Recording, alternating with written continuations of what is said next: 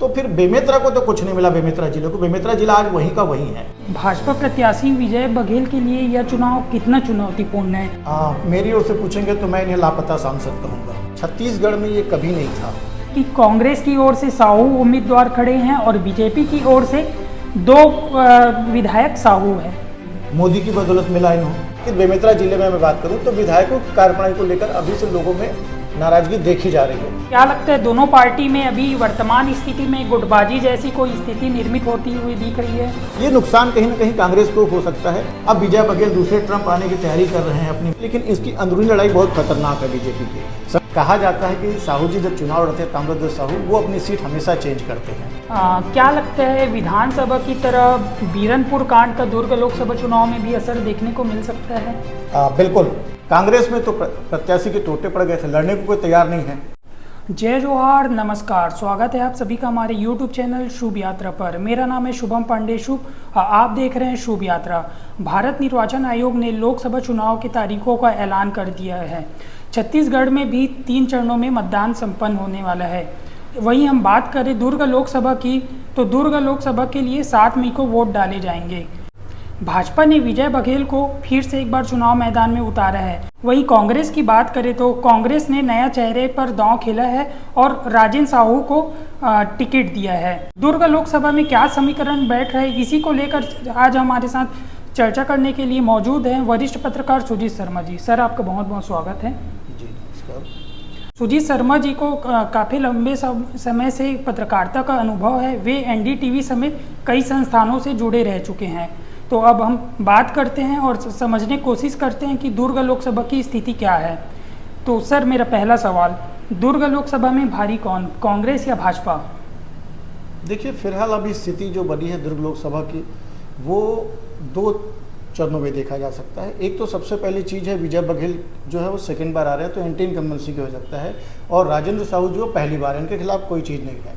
अभी वर्तमान परिवेश में देखा जाए तो चुनाव का माहौल वो बन नहीं पाया है, लेकिन वास्तविक स्थिति है दोनों के बराबर में टक्कर रहेगी, क्योंकि ये स्वच्छ छवि के हैं राजेंद्र साहू जी, स्पष्ट कोई है। और सेकेंड बार अगर जाता है तो कोई भी एंटी इनकम्बेंसी आता ही आता है, लेकिन मोदी चेहरा भी एक फैक्टर रहेगा। जी, मैं ये जानना चाहूँगा आपसे, भाजपा प्रत्याशी विजय बघेल के लिए यह चुनाव कितना चुनौतीपूर्ण है? क्योंकि हाल ही में विधानसभा चुनाव में उनको हार का सामना करना पड़ा था। तो कैसे देखते हैं आप? देखिए, भाजपा प्रत्याशी के पर्टिकुलर आपने बात की है। मैं भाजपा प्रत्याशी की बात को न लेकर पूरा सिनेरियो में बोलता हूँ, छत्तीसगढ़ की बात करता हूँ। छत्तीसगढ़ जो था वो अलग माहौल में चुनाव लड़ा गया था जी। लेकिन जो केंद्र का जो चुनाव होता है उसकी टोटल जो मुद्दे होते हैं बिल्कुल अलग हो जाते हैं। लोग राष्ट्रीय भावनाओं में बहते हैं, कई चीज़ों को देखा जा सकता है।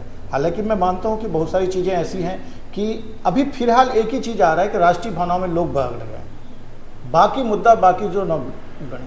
तो वर्तमान परिवेश में अगर देखा जाए विजय बघेल के लिए तो चुनौतियाँ तो है, इसमें नो डाउट कोई चीज़। बेमेतरा जिला और दुर्ग जिला, यहाँ पूरे छत्तीसगढ़ में सबसे ज़्यादा जातिवाद को लेके एक बड़ा विषय माना जाता है। और तो क्या इस चुनाव में भी जातिवाद फैक्टर हावी रहेगा? ऐसा माना जाता है कि बेमेतरा और साजा विधानसभा चुनाव में भाजपा को जीत दिलाने में जातिवाद फैक्टर का महत्वपूर्ण अहम भूमिका थी। तो किस तरह से देखते हैं आप? अब बिल्कुल, छत्तीसगढ़ में ये कभी नहीं था जी।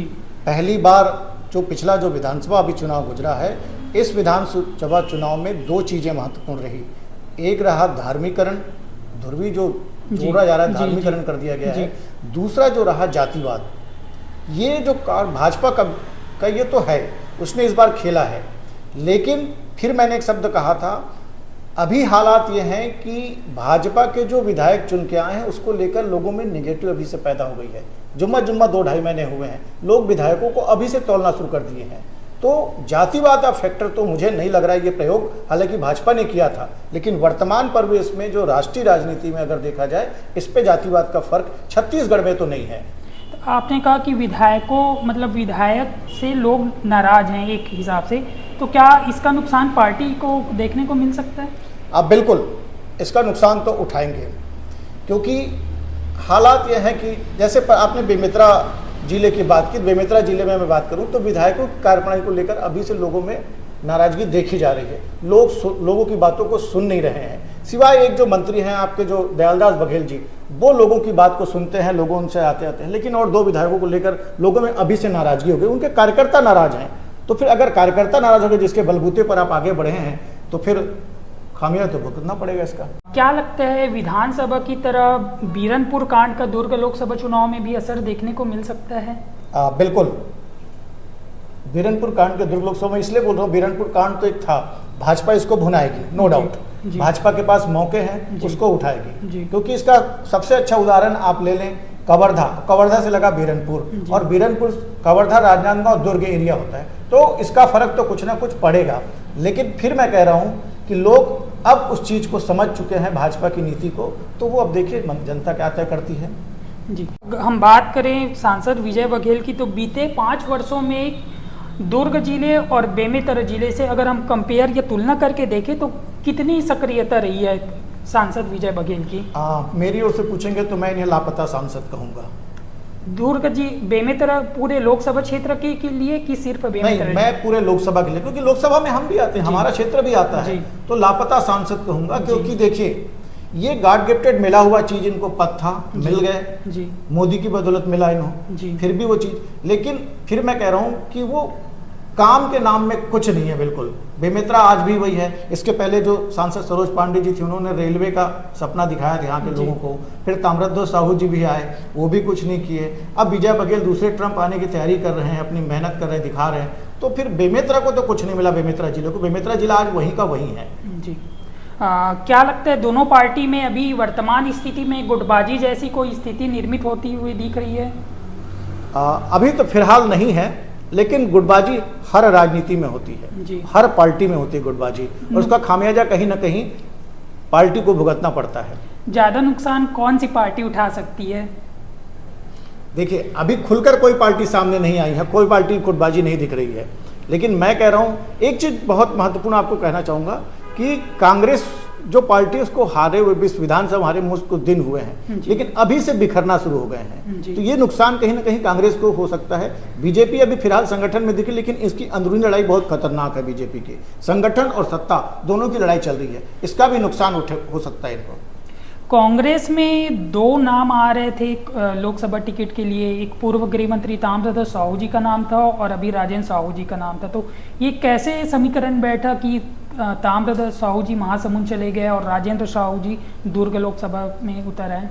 एक महत्वपूर्ण बात कहता हूँ कि कहा जाता है कि साहू जी जब चुनाव लड़ते हैं, ताम्रध्वज साहू, वो अपनी सीट हमेशा चेंज करते हैं जी। वो दोबारा उस जगह सीट से जीतने की संभावना नहीं रहती जी।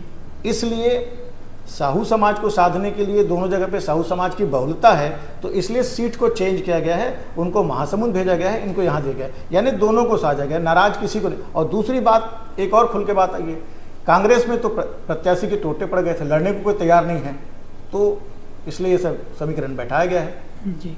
बेमेतरा जिले में 3 विधानसभा हैं और 3 में से 2 विधानसभा में साहू विधायक है। तो किस तरह की समीकरण बैठेगी कि कांग्रेस की ओर से साहू उम्मीदवार खड़े हैं और बीजेपी की ओर से 2 विधायक साहू है? मैं पहले कहा था कि जातिवाद का फर्क अभी छत्तीसगढ़ में उतना नहीं है। लाख कोशिश अपन करें जातिवाद को लाने के लिए, लेकिन वो नहीं है। अगर ऐसा होता तो बेमेतरा विधानसभा की अगर बात करें, यहाँ की बहुत ज़्यादा अंतर नहीं है। अगर जातिवाद अगर होता तो दोनों में एक तरफा वोट पड़ता जी। दोनों विधानसभा की अगर बेमेतरा की बात करें और साझा की बात करें, तो जातिवाद अभी उतना फर्क नहीं पड़ेगा। जो अच्छा काम करेगा और जो खास करके मैं फिर बोल रहा हूँ आपको, नेशनल चुनाव जो है वो धर्म के आधार पर लड़ा जाएगा। नेशनल दिखाने के लिए, एक राष्ट्रवाद के ऊपर दिखाने के लिए लड़ा जाएगा, ना कि बेरोजगारी, अन्य मुद्दे, महिलाओं के मुद्दे, सुरक्षा के मुद्दे, इसको लेकर कोई चुनाव नहीं लड़ा जा रहा है इस बार। फिलहाल सारे जो मुद्दे हैं वो धर्म और राष्ट्रीयता की बात पर लड़ा जा रहा है। तो कुल मिला के एक तरह से मान सकते हैं कि बीजेपी कहीं ना कहीं मजबूत दिखाई दे रही है हमें? बिल्कुल कह सकते हैं, मजबूत दिखाई दे रही है जी। क्योंकि कारण यही है कि मजबूत का सबसे पहला चीज कि मोदी फैक्टर लेके चल रहे हैं लोग जी। तो ये थे हमारे साथ वरिष्ठ पत्रकार सुजीत शर्मा जी, जिन्होंने आज हमें बारीकी से दुर्ग लोकसभा की क्या समीकरण बैठ रही है हमें समझाने का प्रयास किया।